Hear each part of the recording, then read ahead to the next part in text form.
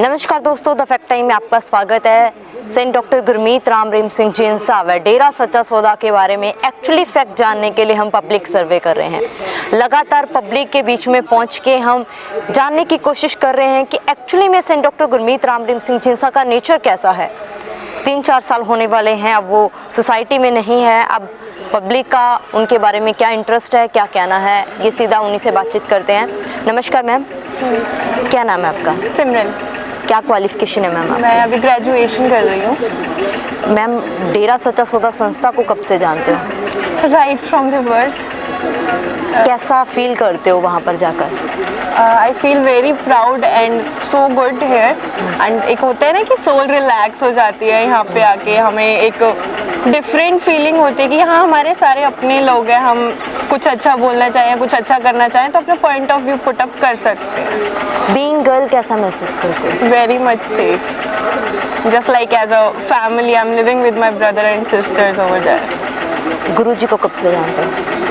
जब से बर्थ हुआ है तब से मैं यहाँ पे आ रही हूँ और 5 साल की होती मैंने नामदान ले लिया था, तो वो तभी से। कभी इंटरेक्शन हुआ है मैम आपका उनके साथ? जी 1-2 बार हुआ है, बट ज़्यादा क्लोजली 1-2 बार ही हुआ है। अदरवाइज तो सबका यूँ होता ही है। कैसा नेचर लगता है आपको उनका?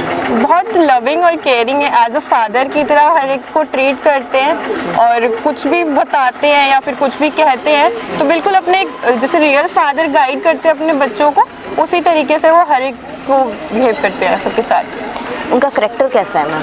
Of course he is a very loving father और अपने बच्चों की तरह केयर करते हैं, तो ऑब्वियस सी बात है। How can I put up a question on that ma'am? लेकिन क्योंकि मीडिया में काफ़ी अलग तरीके का दिखाया गया था। या वी ऑल नो कि पॉलिटिक्स एक ऐसी चीज़ है जो हर एक कोई भी अच्छा काम करना चाहता है तो उसको वो ड्रैग डाउन करेगी। एंड उन्होंने तो ड्रग्स के खिलाफ और लिकर इतनी सारी चीज़ों के अगेंस्ट बोलते हैं, अच्छी चीज़ों में जाते हैं, तो ऑब्वियस सी बात है ऐसी चीज़ें होनी थी। And we all were aware कि ऐसा कभी ना कभी कहीं ना कहीं होगा, पॉलिटिक्स में घसीटा जाएगा। तो हमें इतना कुछ खास फर्क नहीं पड़ता क्योंकि बोलने वाले बोलते हैं, but we have to move on with that. आप कब से विजिट कर रहे हो? मतलब चाइल्डहुड से आप विजिट कर रहे हो? यस। तो आपने कभी भी अलग तरीके का फील किया हो या कभी किसी से सुना हो? नहीं, मैंने ऐसा कभी फील नहीं किया, ना ही कभी सुना है। इट्स जस्ट कि मीडिया को बोलने की आदत होती है। हमने खुद बहुत बार देखा है कि मीडिया इतनी सी चीज़ को इतना बड़ा कई बार बना देती है with addition of some factors. जो उनके ऊपर एलिगेशंस लगाए जा रहे हैं, उनके बारे में आपका पर्सनल पॉइंट ऑफ व्यू क्या है? पर्सनल पॉइंट ऑफ व्यू ये है कि we are not even aware कि वो हैं कौन। इन द फैक्ट जिन्होंने एलिगेशंस लगाए हैं हम जानते ही नहीं, तो उस बेसिस पे हम क्यों एक नेगेटिव परसेप्शन क्रिएट करें, जबकि मैं बाय बर्थ यहाँ से आ रही हूँ, जा रही हूँ।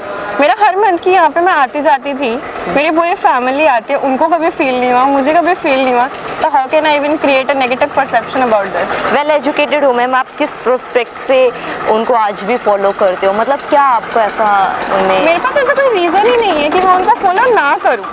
फर्स्ट ऑफ ऑल, कोई ऐसा इंसान आपने देखा है जो किसी भी सोशल वेलफेयर या किसी भी सोसाइटी के लिए इतना ज़्यादा वर्क करे without even knowing that other person? You are donating a lot of money, organs and blood. कौन ब्लड डोनेट करता है? हम लोग कर रहे हैं, मान लिया, बट हम भी किसी की सुन के कर रहे हैं। उन्होंने ये चीज़ अपने माइंड से सोच के कुछ समझ के करी। हम लोगों के माइंड में क्यों नहीं आती थी ये चीज़ें? उन्होंने इनिशिएट लिया, then we are following. There is a reason behind it, क्योंकि उनके कुछ थॉट प्रोसेसेस ऐसी हैं और उनके माइंड की क्रिएटिविटी थी और वेलफेयर वर्क्स कर रहे हैं। Obviously it's a very big thing in this world. So yes, I follow for that. This is the biggest reason. हमारी कंट्री को आगे लेके जाने के लिए क्या कंट्रीब्यूशन रहा है उनका? कंट्रीब्यूशन क्या नहीं रहा? He has been working in technology sector, welfare sector, which is quite main thing. अब हमारे को ज़रूरत होती है, कोई भी हमारी सेना के लिए ब्लड चाहिए होता है, nobody is aware कि उनको कितनी यूनिट्स चाहिए पर मंथ या per annum, but he is aware and he is helping about that. तो कौन से वे में नहीं किया? टेक्नोलॉजी, हेल्थ सेक्टर, पॉलिटिक्स तो चलो क्या ही कहना उसके बारे में हम लोग नहीं बोल सकते। It's a very big thing. कौन सा सेक्टर ऐसे जिसमें हेल्प नहीं कर पा रहे? जैसे मैम हमारे कंट्री का जो सबसे पेनफुल एरिया रहता है वो प्रोस्टिट्यूशन एरिया रहता है, एब्सोल्युटली। उसको मेन स्ट्रीम में लाने के लिए कुछ कंट्रीब्यूशन किया है? बहुत बड़ा कंट्रीब्यूशन है। कोई भी प्रोस्टिट्यूशन को एक ना व्हाट शुड आई से कि ब्रदर या सिस्टर या ऐसे कुछ वे में कोई नहीं देखता, बट उन्होंने अडॉप्ट किया लड़कियों को। क्यों? बिकॉज दे फील कि ये उनकी बच्चियां हैं, उनको ट्रैक डाउन किया जाता है, उनको गलत बोला जाता है। हम लोगों ने भी कभी ऐसे नहीं देखा, अगर हम फॉलोअर्स नहीं होते तो मैं भी नहीं कहूँगी कि मैं शायद उनको ऐसा कुछ बोल पाती अच्छा, but now I am able to accept them as us. Third genders के लिए भी उन्होंने कितना कुछ किया, वो भी तो एक बहुत बड़ी चीज़ है। उनको तो मतलब क्या बोल सकते हैं कि उनको जेंडर ही नहीं कंसीडर करते थे, and now they are the third gender considered at least. क्या क्या रोल रहा है गुरुजी का इसमें ट्रांसजेंडर के लिए? उन्होंने ही अपील डाली थी, जैसे फर्स्ट मेल और फीमेल जेंडर था, थर्ड जेंडर कंसीडर नहीं किया जाता था किसी भी डॉक्यूमेंट में या कहीं पे भी। तो उन्होंने गवर्नमेंट में या फिर जो कोर्ट्स में अपील होती है कि इनको थर्ड जेंडर कंसीडर किया जाए, वो हमारे डेरे की तरफ से हुई थी, वो पिताजी की तरफ से इनिशिएट किया गया था, और उसी के थ्रू जो कोर्ट्स में अलग अलग डेट्स होती हैं या अलग अलग जो भी कुछ होता है प्रोसीजर, वो पूरा इन्हीं के थ्रू फॉलो किया गया था। मैम वुमेन एम्पावरमेंट की बात आती है, यस, तब सब हमारे पॉलिटिक्स की तरफ देखते हैं, जहाँ और भी तो हमारे जो सोशल इवल्स हैं, जहाँ वुमेन एम्पावरमेंट हैं, उसके लिए सेंट जी का क्या रोल रहा है? वुमेन एम्पावरमेंट उन्होंने बहुत ज़्यादा, उन्होंने अपनी बच्चियों को इतना कुछ सिखाया है, सेल्फ डिफेंस वो सिखा रहे हैं, वो वर्किंग लाइफ में हमारे को कितने इम्प्रूवमेंट्स दिखा रहे हैं, हमारे लिए as a motivator, as a mentor, as a guide बहुत वर्क करते हैं वो। मतलब कि वो, मुझे ऐसा बोलना नहीं चाहिए, बट आई एम सेइंग कि वो गर्ल्स को ज़्यादा मोटिवेट करते हैं इंस्टेड ऑफ बॉयज़, कि तुम्हें ज़्यादा वर्क करना चाहिए। पहले गर्ल्स स्पोर्ट्स में बहुत कम थी, but now look at us and look at all the womens who are there, and बहुत सारे ऐसे जो अपने डेरे से रिलेटेड है, हमारे डेरे से रिलेटेड है, वो बहुत ज़्यादा चल रही है। स्विमिंग में है, कबड्डी में है, आई गेस खो खो में भी हैं, जो हमारे यहाँ से बहुत ज़्यादा अच्छे लेवल पे पहुँच चुके हैं। वो भी तो एक वुमेन एम्पावरमेंट का पार्ट है। मैम क्या आपको लगता है आज के समय में सोसाइटी को उनकी नीड है? Of course yes. कौन से सेक्टर में ऐसी नीड नहीं है? हेल्थ में ब्लड जा रहे हैं, ऑर्गन्स जा रहे हैं, जो नीडी पीपल्स हैं उनको ओकेजनली या जैसे भी उनको रिक्वायरमेंट होती है उनकी नीड्स कंप्लीट होती है। नेक्स्ट थिंग टेक्नोलॉजी वाइज भी उनका माइंड काफ़ी शार्पली एंड क्रिएटिवली वर्क करता है। उनके कितनी मॉडिफाइड व्हीकल्स हैं जो एक्सीडेंट्स में पूरे डिस्ट्रॉय हो गए थे, उन्होंने खुद मॉडिफाई करके इतने अच्छे बढ़िया बनाए, इतने क्रिएटिवली बनाए हैं। तो हर सेक्टर में I feel there is a need. 3 to 4 years हो गए हैं मैम, सोसाइटी में अब नहीं है, क्या इम्पैक्ट पड़ रहा है सोसाइटी के ऊपर? इम्पैक्ट इन द सेंस ये है कि थोड़ा सा जो गुड वर्क्स थे, बिल्कुल थोड़े से कहते हैं ना कि थोड़े से कम हुई, क्योंकि मोटिवेशन, लैक ऑफ मोटिवेशन आ जाती है।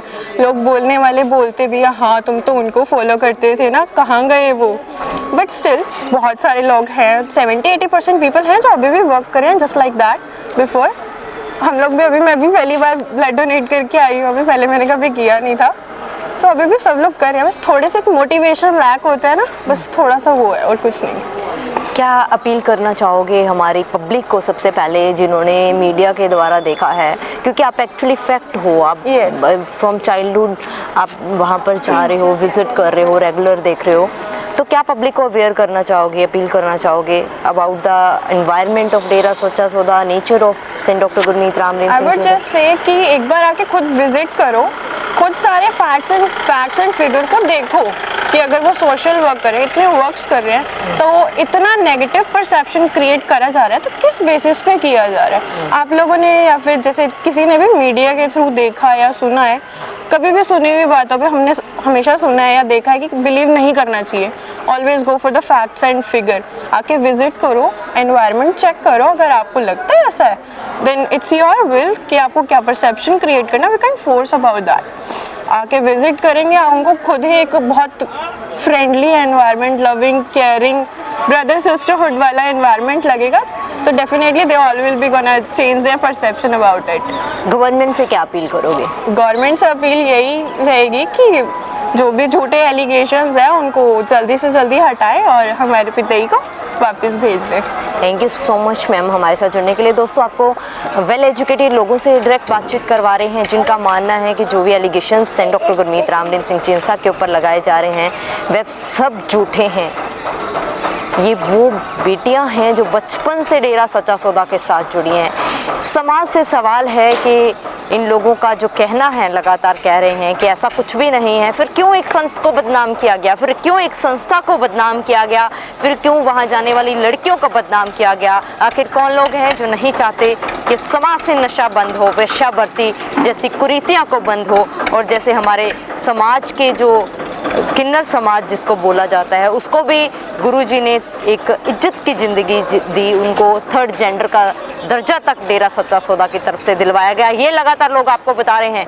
आपको सूत्रों से हवाले से क्या दिखाया गया और डायरेक्ट पब्लिक वहाँ जाने वाली लड़कियाँ क्या बता रही हैं, आप लोग खुले दिमाग से जरूर सोचिएगा दोस्तों, और अपनी राय कमेंट बॉक्स में जरूर बताइएगा।